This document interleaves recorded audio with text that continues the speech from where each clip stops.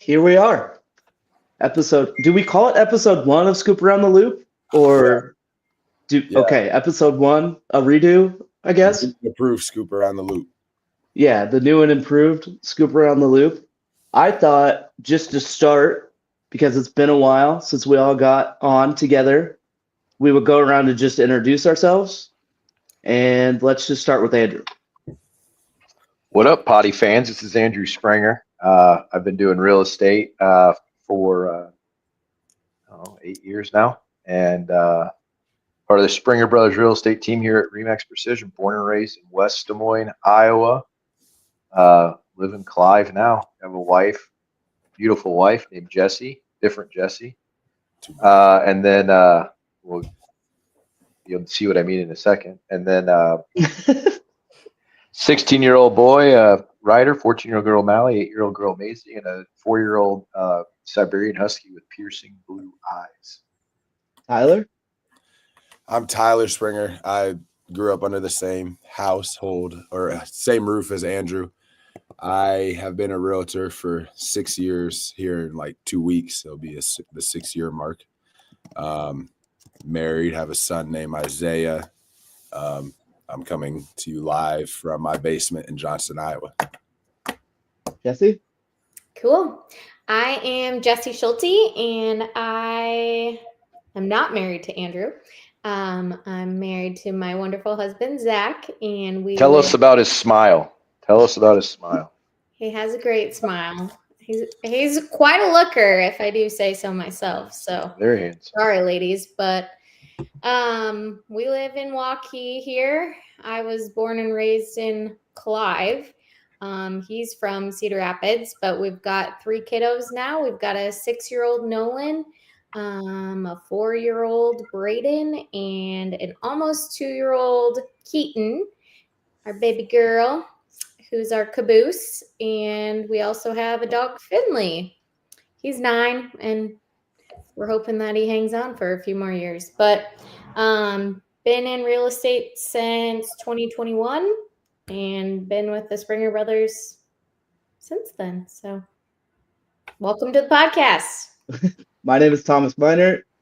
Grew up in Norwalk, Iowa. Live in West Des Moines now. Been licensed since 2018. Just kind of rejoined the Springer Brothers team this last year. And back when we were all at Iowa Realty together, Andrew, Tyler, and I, we did the Scoop Around the Loop podcast because we wanted to talk about the Des Moines area, and we also wanted to talk about real estate in long form and hear people kind of chat about not just the basics, but kind of more of the behind the scenes stuff, and just talk more about the area that we love. You guys ready to get started? Yeah, real quick. Do you remember the very last topic that we talked about before our podcast was shut down? Was it or before Christmas? we stopped it? No, it was some disease in China because a guy bit into a bat, got coronavirus. And we thought, that's so dumb. They're not canceling nothing over this thing. Did we really say that on recording? Yeah. We talked about the Tokyo Olympics. I'm like, there's no way the Olympics are getting canceled. It didn't get canceled. It got delayed. Well, we were wrong. Yeah, I believe I also said March Madness wasn't going to get canceled either. Yeah. That did get canceled. So one of the first things we want to talk about is just local news in general and what's going on in the area, what's coming in the area. And one of the things that Jessie mentioned that she wanted to talk about was the Nick Swartzen show that's happening this weekend. Jessie, you want to talk about that? Are you going? I am. Yeah. I've got a group of 6 friends, and we've got sitters for the night. So kind of weird that it's on a Sunday, but we'll take a date night anytime we can. So, this Sunday, Vibrant Hall out in Waukee. If you haven't been, you got to check it out. It's such a cool venue. Have any of you guys been there? Nope. I have Nope. not. Thomas, that surprises me. Didn't you go to that baby metal concert, Thomas? Jen got sick that day, and we ended up. Oh, Okay. no. Well, Well, yeah, it's we a did really not cool venue. That's They've pretty got, intimate, huh? Yeah, it's pretty. It's not overwhelmingly big, but there's tons of bars all around. So if you need a beverage, you really don't have to wait in line for long. They also have a red room, which we went to the last time we were there. I think this would be like the third show we've seen there, but we went to the red room the last time, and basically you get access before and after the concert, and it has its own separate bar. They have, at least the show that I went to, it was a concert, but they had a separate band playing in there afterwards. They had appetizers. So after, I forget who we even saw, some country guy, but we went in there afterwards and just hung out and waited until like the crowds died down, had an appetizer and a late night cocktail, and called it a night. And I think I was going to say the really cool thing with Vibrant Music Hall and the remodel of Val Air is Des Moines finally has like that mid-tier concert venue now. Yep. So it feels like as far as entertainment goes, there's not many performers that aren't going to come to the Des Moines area now, which is really, really exciting to me. Yeah, it's not Woolies, Wells Fargo, you mean? Yeah, because before, I mean, well, the gas lamp doesn't even exist anymore, does it? What, the building? I don't think so. I think it closed. Yeah. So it's just Woolies and then Wells Fargo. And it's just kind of, yeah. Or the funny bone for comedians, at least. But yeah, there's not a lot of options, especially this time of year. We can't be and outside. It seems like, I don't know what's going on with Hoyt Sherman, but it seems like they've been booking better and better lately too. I think if Hoyt Sherman has places that my father-in-law goes to for concerts. Like, they've gotten a lot of comedians lately. Concerts. Like, yeah. They have some good stuff. My they always have the Nutcracker at Christmas time too. Well, yeah, and shows like that. And I saw around Christmas time, Hoyt Sherman did some type of like brass band that had a bunch of, or maybe it was an orchestra, and it was like all candlelight, where they had thousands and thousands of candles around, which that looked pretty cool. One of my childhood friends, Lucas Brandt, is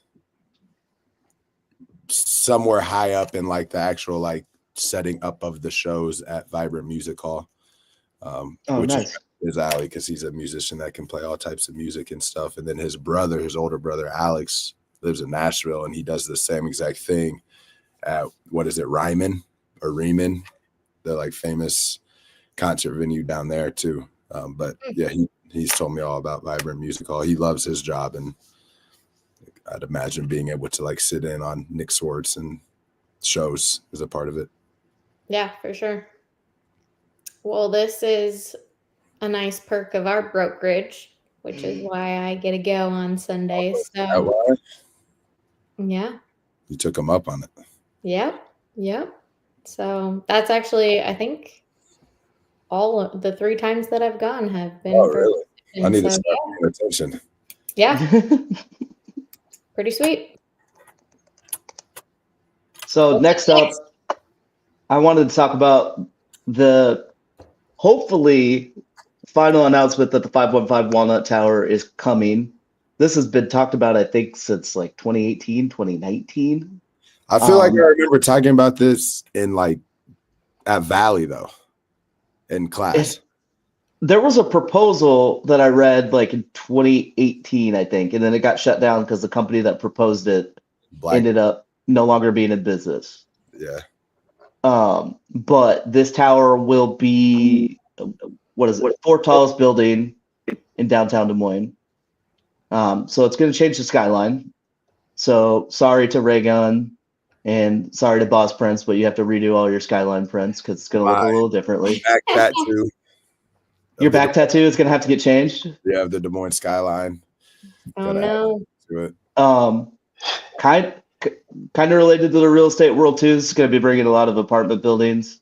Some of them are going to be affordable housing. I think like roughly a third of the units are going to be considered affordable housing. Which by that they mean that I think it's 20% below the median income household will be able to afford it. But there's also going to be a coffee shop at the bottom. There's going to be shared office space. fitness studio, yoga studio, and then at the very top there's going to be a gaming lounge, dining lounge, and a pool at the very top of it with pool deck. See, I feel like the It coffee is. shop should be at the top. That would be sweet. What would be at the top? The coffee shop Coffee shop. instead of at the bottom. Could you Yeah, imagine? it's at the bottom so people can Yeah, just like walk nine in and a.m. stop. Yeah, I guess easier. It's supposed to be the largest residential building between Chicago and Denver. Also, Yes, yeah. That's A lot of pretty- qualifiers to that, but it will be the largest between that. I think it's already started. The article I read said that they were setting up rebar and stuff like that, but it's not supposed to be done until 2027, which we know how construction goes is probably going to be closer to 2028, but we'll see. So who is the owner or who's the developer now? Is it someone from here or multiple people from here? Or? It's the developer, I think his last name's Teeling, but he has investment coming from out of the state. Gotcha. Is what I read. So, but it Well, got proposed and approved. Looks like it's moving forward. Yeah, So, I mean, with just like, again, Des Moines obviously a place that falls under the radar, and whenever I go somewhere and people find out I'm from Des Moines or whatever, it always kind of comes up of like what's there to do, and I always just tell people like Google search downtown Des Moines or like Google image search downtown Des Moines. It's like not quite what people think it is, obviously from out of state, and something like this kind of. Yeah, I think it just from like a selfish standpoint, I just think it makes the skyline look cooler, and I think skylines are kind of cool. yeah. I mean, it's exciting visually just to change the skyline and make Des Moines feel even bigger. And in my opinion, Des Moines has always been the perfect size, but it doesn't help to build it up a little bit more. And then, I mean, all of us have grown up here. Just in the last 10 years, I feel like downtown Des Moines has gotten so much cooler. Yeah, There's more restaurants down here. There's more stuff to do.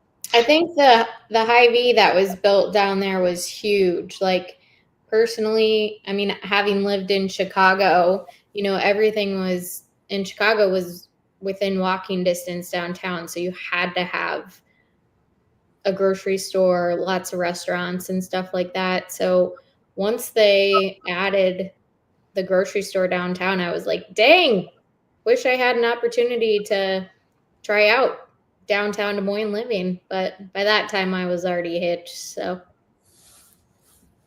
Yeah, I think that burbs. Married people don't live downtown. No, they do. not with kids as much. Yeah, not as many kids, but now I grew that up when I moved back from Chicago. So this is kind of random, but it kind of ties in with like outsiders' perception of Des Moines and like the looks of it and people being surprised about the skyline. When people are road tripping through Iowa, do they ever actually drive by downtown Des Moines, or would they go the other way? Like even if they're from Kansas, most of them would probably stay on 80 or stay on I-35, so they wouldn't see it. Because I can't think of a reason that they would get on 235. I just kind of thought of that. No one would ever drive by. So my selfish reason for wanting the tower to never actually pay off. I want people to be driving through and they're like, "Oh, holy shit, they have a skyline," but they would never. I'm trying to think. Is there even a point? I mean, you could obviously see 801 Grand from the interstate, right? No. Yeah, from like that southeast 14th or the northeast 14th exit is kind of like up on a little hill. Tyler can almost see it. You can almost see it from your house.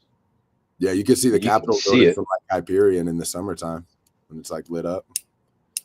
I remember when they built 801 Grand. I remember my mom used to tell me it was going to be the tallest building in the world. And I was like, wow. I just figured this out while looking at this article. 801 Grand was built the year I was born. 91, right? Yep. And it's got 44 stories. I know all about that. And when Ruan was built in the 70s, our Tyler and I's grandfather, John Springer, was the treasurer of Ruan. And there was a picture I found in the Register a few years back. They did like a special on John Ruan, who has passed away. But when they did a press conference from the top of Ruan Center, And Hi, Dad. Tim Minor. We got our first one. And he was hi there. our grandpa was next to John Ruan in the picture, so it was kind of cool to see that be a part of that. So This is I remember growing up. There was Andrew. You had a book, and Mom and Dad probably still have it at the house, but it was like a book about like skyscrapers.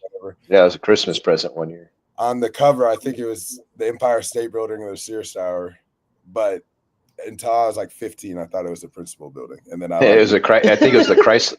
I think it was the Chrysler building, but I used to have a picture in my bedroom that my dad got me. It looks like an orange behind the principal building because the top of the principal building looks like an orange peeler or not a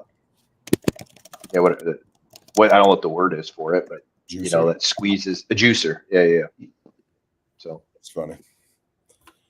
All right, next up. Also, just to get sidetracked really quick, if you do comment, we can feature your comments and we can acknowledge them. So don't just say hi, but ask questions, anything like that. Add your Tim, you have a question? You have a question for Tom? He probably already left. So let's talk about Tyler. You wanted to talk about Joe Woodley getting hired at Drake. Yeah, I think this is pretty cool because this is he's like the definition of local. He ties in well with Jesse, Andrew, and I too with being a Valley grad. And again, I think if we're fast forward 10, 15 years from now, like he'll be a name on like Power. The head coach of the Denver Broncos? Maybe. I don't think he wants that job. I don't think he's that type of coach to coach professionally. I think he's but anyways, I think in 10, 15 years, he'll be in a power conference in D1 football coaching. So, and again, he's from here, graduated from Valley in 99, I think, 98, where he was an all-state linebacker. Then he went to Iowa State, played linebacker, played in 3 bowl games, which if you know anything about past Iowa State football, it's different nowadays, but 3 bowl games in a 4-year career is pretty impressive. So what year did he graduate from Iowa State? 03. He had a touchdown in the Iowa State comeback win against Iowa in 2002. I remember that game. It's kind of rude to bring that up, but I remember that game. He got into coaching and started off just at Johnston High School up the road from me, underneath his brother, just as a defensive line coach, and then went to work for his dad at Grandview, which is where I graduated. And when I was at school or at Grandview, he was the offense and defensive coordinator at the same time, which I don't know how common that is. So he basically kind of ran the whole show, was calling plays on both sides of the ball, and they were really, really successful. When he was in that position, my freshman year there, they won the national championship. They beat Drake in that season as well. And then obviously maybe not obviously to some people, but they just won a national championship with him as the head coach just this past football season. And Drake announced he was their head coach 2 days after the national championship. But while he was head coach at Drake, he never once lost a conference game. He went undefeated in his 6 years in the heart of America at Drake, which is super, super impressive. All right, Grandview, yeah.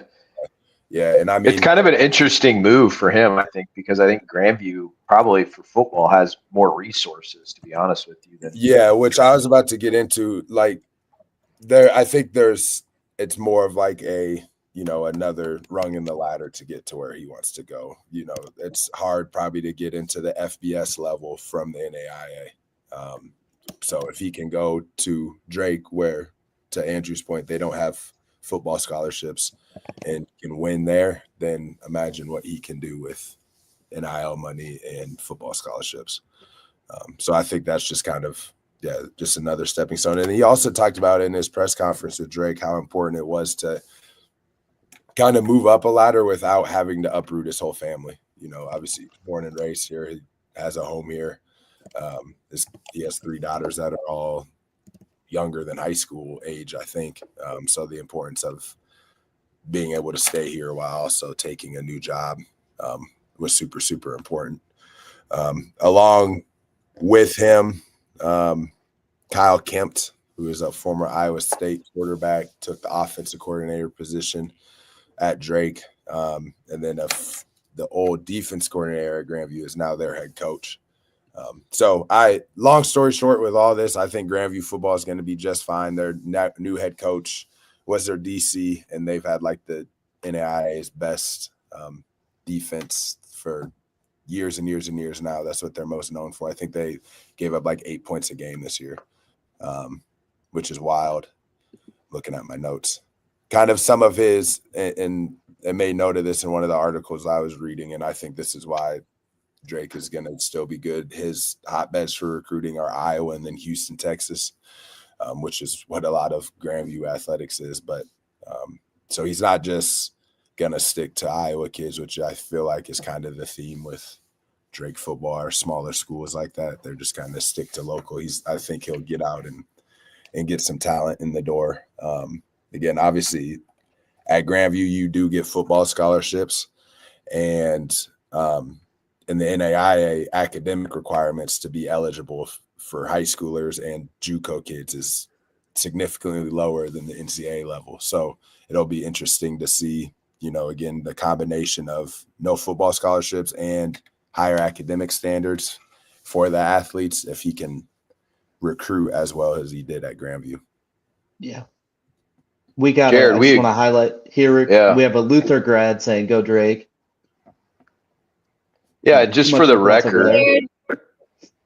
Yeah, just for the record. I mean, Tyler and I are big Cyclone fans, but our parents met at Drake University, so Drake's in our blood. If it weren't for Drake, we wouldn't be alive. So we're at Drake all the way. Interesting fact. And you and I like them because they serve beer at their games, which my favorite Jamie. So if you want, and it's relatively affordable too. It's pretty cheap. I just want to say props to Drake for hiring someone local. I feel like with smaller universities like that, if you get someone that not only agrees to coach your team but loves the community, I think that's a really big plus. So yeah, I agree. mean, from experience, like I played basketball at Grandview, we would have 40 people, if that, in the stands for games. At Grandview football games, at least one side of the stands, the home side of the stands, they would be full. So I think they grew their fan base with this hire too. I know I'm going to be paying attention to Drake football now, which I never have, and a lot of other people associated with Grandview will as well. Cool. We can go on to talk about featured listings from our team. We just want to take this time to just highlight some of our listings that we have and point out stuff that you might not notice from just looking at the pictures or looking at the facts of it online. So Jesse, do you want to start off talking about your listing here on 50th Street? I would love to, but first and foremost, I should probably stop and say go Hawks. Okay. I don't know. Typical Hawk fan, got to work that in. But Well, I mean, to be fair, too, Zach's cousin played for the Hawks for 5 years. oh, now we're talking about that. Okay. Yeah, you don't like Now to we're gonna. up any Now other we're bragging about it. No, I mean, like, I'm practically famous because he might go to Okay. the NFL. So, Okay. just saying. He will go to the NFL. He won't? He will. Oh. So Like, why does? Thanks, Thomas. That's So what's it going to take for him to wear some Jesse Schulte? What's it going to take for him to wear some Jesse Schulte real estate merch? Oh yeah, that's and, it. and publicly endorse it. draft workout. Yeah, Yep. I like I it. need to figure that out. Your head's at where we're going with this. We'll promote it that way. So, anyway, yes, this is an awesome listing that I wanted to talk about today. As you can see, address is on the screen there, but 640 South 50th Street in West Des Moines. Kind of a unique property because it is 2 stories. It's a 2-story condo. So you don't see that a ton. And it's really just got a ton to offer. This particular unit has 2 balconies, so one on the main floor and then one on the second floor as well, off of the primary bedroom. It's got 2 bedrooms, and both bedrooms are on the upper level, and they both have their own bathrooms. So ensuite bathrooms. There's a half bath on the main floor. This particular unit also features a fireplace, which some of the other units there do not. I think this is one of the few that actually does. So kind of nice to make it cozy, especially in these winter months, but then nice to have those balconies too once it turns nice out. Speaking of winter, there's also a 2-car underground parking garage, so don't have to worry about getting the snow off your car in the winter or anything like that. And I think he said he's actually fit 3 cars into the 2 stalls. That's how big they are. One of the 2 has a storage unit in it too, so it's a like gated off, locked up storage space too. So tons to offer here. Like you said, Thomas, pictures don't always do it justice, but Right. it's a completely locked facility. You need a code to get in, so super secure. Would be great for roommates, would be great for young couples, would be great for retirees, basically anyone. So Why don't you talk about the location of it? Like, what's Yeah, that? I was gonna say, like, just one of the things you for sure can't tell by pictures and just looking at an address on a website until you start actually driving there and driving around it is just, I mean, you're not even 2 minutes away from a Hy-Vee. There's restaurants that are in walking distance. There's, I mean, Massage literally, Heights is literally in that parking lot right there. And then, I mean, you could be on I-35 in what, 2 3 minutes. minutes, A 4 minute. minutes? Yeah, like, I Yep. mean, you could get anywhere in the Des Moines area very quickly from that place, and you're really not far away from anything you would need. I mean, Target's right there, Walmart's right there, Jordan Creek Mall is right there. Yep. You're Home not Sweet gonna have to Cone. drive far. Amazing. Home Sweet Cone just opened across the street. Wasabi's right there. IHOP. Yep. Brand new strip across the street there, and then National House of Pancakes. Oh yeah, there's an IHOP. Yeah. Got me hooked.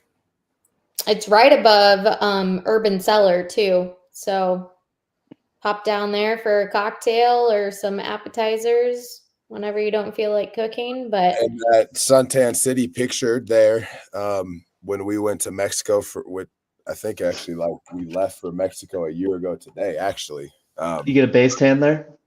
I tried out several suntan cities, and I went back to that one like my last 5 rounds in the tanning bed because I like that one the most. good to know. It's above the best suntan city of them all. You should add that to the listing description. They do a Jesse. good Put job that of in there. running that place over there. One thing too, I've always thought this. Like I remember when I first got licensed, seeing one of these just like on the MLS. When you get licensed, you look at every single house in detail. You know what I mean? And I remember seeing this way back when and thinking, like, you know, some movies and TV shows, how the house that they're in is like so different and so cool looking. It's kind of like, yeah, right, that doesn't actually exist. So like in Hey Arnold, his bedroom with the skylights, or Yeah. you know, places like that. This kind of reminds me of like, this would be a good setting for a movie or a TV show where it would leave people like, how is this thing situated? It's a condo, but it has 2 floors. Yep. You know, and it's kind of has a cool design to it, kind of like a modern, I don't even know how you would call the design, the interior design of it, but like a modern look to it. It's something, again, that would be a good setting for some young professional working in the city. I don't know if that makes sense at all. It's something that could be in a TV show. Yeah, no, I definitely agree. And I think that's why I would suggest to anyone that's interested, even remotely, like get in the building and check it out yourself, because it does just have a completely different feel once you're actually in it. So, I also feel like it's one of these places, like if it was in a Chicago or, something like this was in a Chicago or a place where condo living, owning a condo is just more common than it is here, this would have flown off the shelf in like the first 12 hours type of thing. Oh my gosh. Yeah. Obviously, this would be insane. And it would be so much more expensive. Oh, yeah. Yeah, that goes without saying for sure. Yeah. A couple other things that shouldn't be forgotten as I mentioned this, though. The seller is currently offering a $2,500 credit. So really great incentive for anyone that's interested. If there's, a few things here and there right off the bat that you're interested in doing. Maybe you want to paint. Maybe you want to change out some light fixtures. You can put the money towards that. You could also just pocket the money. You could put it in savings. Options are unlimited. So really great offer from the seller. And then we also have a lender offer who is offering a buy down right now. So they're doing a 1-year buy down. So gosh, rates have climbed again, but I think we're sitting right under 7. So what that means for anyone that doesn't know is that essentially they're paying up front to get the rate just under, if you were to lock in today, then it would be just under the 6% mark for that first year, and then it would go to market rate after the first year. So couple really our guy, yeah, we got some great partners to help with that too. So yeah. Are there rental restrictions? Jared commented asking that. Rental restrictions, I believe there is not, they don't allow short-term rentals. Okay. So I think it's a year or more, which is pretty common. Yeah. Just because like that situation that you were talking about actually, like a younger couple moving in there, once they potentially grow out of it, that's another way out of the property instead of selling it, turn it into a rental. Yep. And I think the rental demand there has to be pretty high, so I don't think it would be too hard to rent it out. Yep. So cool. Kurt Moore wants to know how far it is from Costco. Andrew, how many steps? Can probably give you an exact. Yeah, I mean it's 4 minutes and 13 seconds roughly. He said, yeah. It depends on how many red lights. So the good news is you're gonna running that direction to Costco, that flow of traffic is gonna keep those lights green longer, so you can get there quick. But speaking of that, like Jesse said, there's plenty of room. So if you need a Costco closet, it'll have it. And right now, I'll say, if you buy that house, we'll buy you Costco membership. So we have that recorded. That's a deal. If you buy that house, you reference this podcast, you buy that house, you get a Costco membership. That's I just came up with that. Generosity is overflowing. Right there. Okay. Tyler, do you want to talk about your and Andrew's listing in Urbandale, another townhome? Yeah, this is 4223 155th Street in Urbandale. This is like 156 in Meredith, out there by like the newer Urbandale fire station. 2 bedrooms, 2.5 bathrooms, just over 1,200 finished square feet. There's a basement, which is super rare, especially at this price point in a townhome. It's unfinished, but there's an egress window in there. Super clean. The owners bought a new place and moved out of it, and then did some work to it to spruce it up a little bit more. They painted the cabinets, stuff like that. I was actually just over there today, and owner was talking about how he would, if necessary, there's different like paint things needed from shelves and stuff that they had hung up. All that is going to be repaired by the time closing would happen. So that thing will be the definition of, it already is. I think anyone that walked in there, no one's going to gripe about the condition of it. It's super, super clean. But by the time closing were to happen, it'll be one of the cleanest townhomes you could get into for sure. And I think one of the things to highlight when looking at any home and this listing of potential is just ways to potentially make it grow and work for you and make it more valuable when it comes time to sell it. And I think that unfinished basement has a little bit of potential to it too, to just add more finished square footage, whether you want to put, it's an egress window down there, right? Yep. Egress window. It's just behind like that fence right there that you see. Yeah, in the so you could picture. potentially add a bedroom or just like another living room if you wanted to have like a cozier space to watch movies and play video games and stuff like that. Yeah.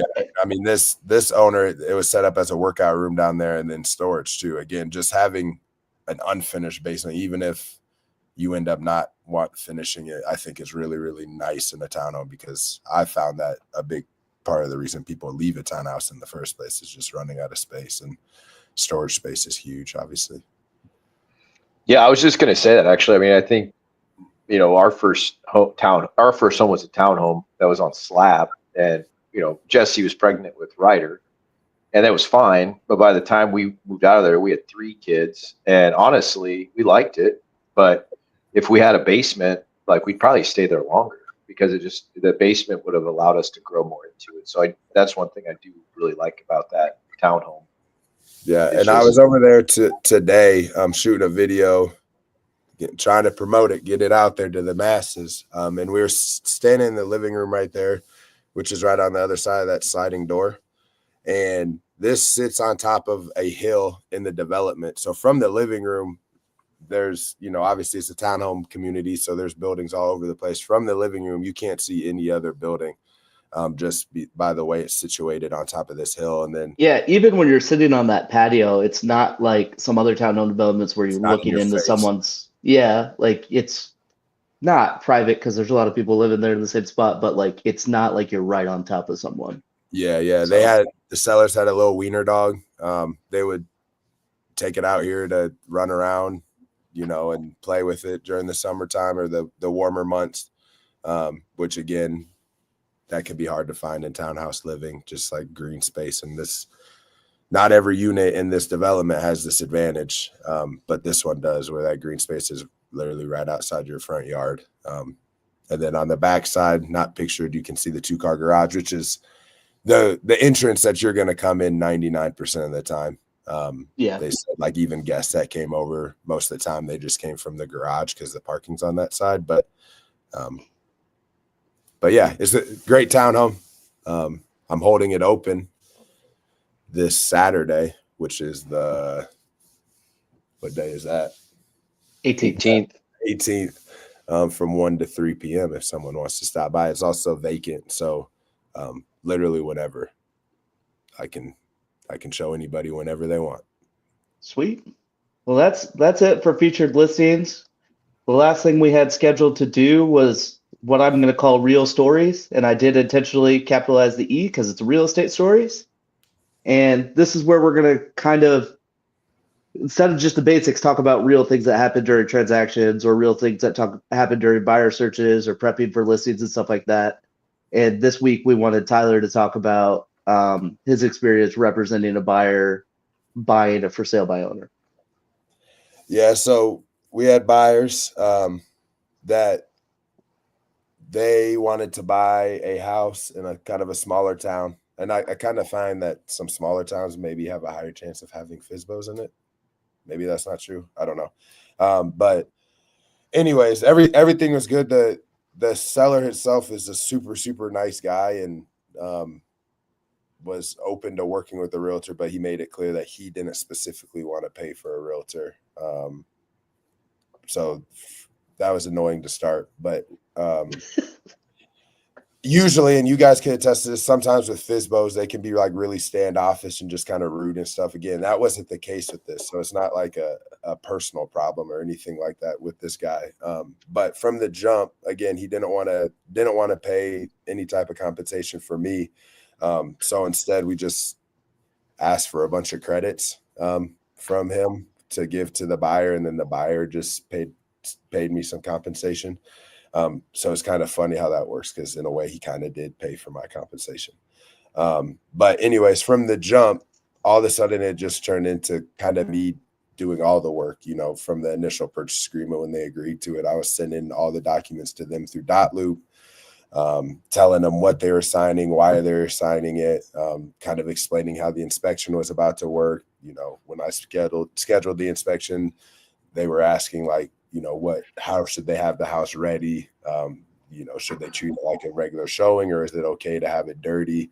I advised them that if I were them, I'd probably clean it up and treat it like a regular showing, that type of thing. And so from the jump, even though they didn't want to work with the realtor, it was the realtor involved in the deal that was doing all the work to push things along. It's probably like a 45-day close, I think, Andrew. Come like day 30 or 35, just after the holidays, he texted me asking if I had talked to his attorney at all. And right away I was like, uh-oh, why is he asking me that? We're 4 days away from closing. Yeah, so it's either bad news or he had bad news that maybe the attorney wanted to relay to he wanted the attorney to relay to me. And I had told him, like, I had talked to him before Christmas, you know, just kind of asking how things were going, but it had been a couple weeks to talk to him. And then he proceeded to tell me he hadn't talked to the attorney that he told me was handling the deal a single time since the house had gone under contract, which is obviously an issue. So then I reached out to the attorney, and then of course I got to add a message until this date from the attorney because they were on vacation or something like that. So that put in another delay. And long story short, everything ended up being done. But even at the end, I had to initiate everything with the seller's attorney because he just didn't do it. And again, it comes down, it's a situation of he didn't know simply because he didn't know. You know what I mean? It's like a reflection on him or anything like that. But because he didn't have a professional in his corner that has sold several homes before, he had no idea what the process was. And I think he just kind of left it up to me, knowing it ended up working out like this, knowing that everything was going to get handled in the end because I was involved in, you know. But I think one of the things to talk about too is like what would have happened if your buyers decided to not have you represent them on the transaction. Like, I'm not saying that the deal would have fallen through, but like if it, who knows, he probably was relying on you and everything like that, but it could have gotten delayed to the point where the closing took 60 or 70 days, which that's really abnormal for a resale. And that would have been pretty frustrating. Yeah. I mean, if everything would have played out how it played out and I wasn't involved, what would have happened is the lender would have had all their documents ready and sent off to, in this case, Wasker Law Firm, and the buyers would have gone in and signed documents and then just never had any documents, you know, they wouldn't have had the deed package or anything like that from the seller. And then I think they would have found out that nothing had been done yet. Which obviously, Yeah, go ahead. I'd say a couple other facts that I think are important just for people to kind of understand too is when the attorney says, I have no record of this deal, Tyler had receipts and said, yeah, you do. You've acknowledged all of this. Then they proceeded to say, well, we thought it fell through. So first they didn't have any record of it. Then they said, well, no, it fell through. And then we said, Tyler asked, who did it fall? Who told you that? And they said, we don't know. And literally. There's that. So then, we're like, okay, well, let us know when all this stuff gets done. And he puts it on us to say, well, you got to have the seller sign this. He just said, it's not our job, that you're representing him. And so that would worry me as a buyer or as a seller or someone being represented by someone like that no one's looking out for me. And we had to kind of guide a little bit the seller what to do because his attorney wasn't doing it. Obviously, you have a fine line because we don't represent the seller. But the attorney literally said, it's the responsibility of the agents, not me. And we're like, we don't represent him, you do. And so we were able to kind of walk that, hold hands to closing. But it definitely was one of those, I think, at the end of the day, don't you want representation as somebody buying or selling the most expensive asset you have? And I think that's what it comes down to, is I think a lesson learned is for anyone that you're not just saving money on commission by not using an agent. You're putting a lot of risk. You're putting yourself at risk of screwing a lot of stuff up, because if that house doesn't close, our buyers can't go anywhere, but their house is closing. So now you got hotels, you got movers, you got all these other costs that can come up. Or you have them trying to delay their closing, which would frustrate their buyers and potentially cause issues on that too. So I mean, so there's all sorts of potential litigation involved by not using somebody, and the attorney involved doesn't really do real estate, and so that kind of created the issue too. So just because you're dealing with an attorney, and I'm not disparaging attorneys at all. We work with some amazing attorneys. Yeah, I was just about to say, like, so for instance, in this seller's case, and I've told people this before, like, if you're gonna do FSBO, or if you're a real estate investor and you buy and sell property all the time, you're a real estate attorney, maybe you're a former agent, and then sure, maybe you could try your hand at FSBO. You'd be a lot more equipped than the average Joe. You know what I mean? So is there a time and place for FSBO? Yeah, probably. In all honesty, obviously we would love to have every listing as agent, but there's definitely certain people that can handle a FSBO just fine. In this case, he wasn't one of them because he had never sold a home. To my knowledge, this is his first home that he bought. So he had never sold a home before. And I mean, that's what it seemed like. But B, if you're going to do FSBO, like, do your work on the attorney. This attorney was just, again, this is a small town. This is just the only attorney in town. So that's where you went. If he would have had Danielle at Settle Up to handle this, then none of this would have ever, this wouldn't have been an issue at all. I already know. Right. Like, gave receipt that this deal had gone through and everyone, that it would have been, I wouldn't have had to communicate with her at all. I guarantee it, So again, if you're going to do FSBO, make sure you've bought and sold a handful of houses before. Make sure you're aware and hip to the laws and how things work and all that stuff and everything that's needed from you. And by golly, hire a good attorney at least that locked in and actually like wants to represent you. Again, I would never name names or anything like that, but I was like, I don't know. I was like dumbfounded by this attorney's effort in this whole thing. Like, he just, I don't know. Maybe he wasn't getting paid or something. I don't know. Have we all helped someone purchase a for sale by owner? Jesse, have you? One of my first ones. I've showed quite a few, but I don't think I've ever actually helped someone purchase one. Yeah, that was like I want to say like my third or fourth time helping someone purchase a FSBO. And again, truthfully, for the most part, like, everyone's been kind of pleasant. A couple of times that they were represented through like forsalebyowner.com. Yeah. Which is a little bit different than like a true for sale by owner. Forsalebyowner.com is, I mean, you're kind of paying for a very, very, very low end representation. But cool. Well, the last thing I have. On top of that, that's important to note. We can help people buy for sale by owner. That's something that's something that we are able to do and aren't. I think anyone on our team is not afraid to call it for sale by owner and talk to them about how they have a buyer and talk about how the process would work and talk about, even if we're just representing the buyer, they're just paying buyer's commission, how that would make their life easier and help them sell their home, because that's why they've listed it online.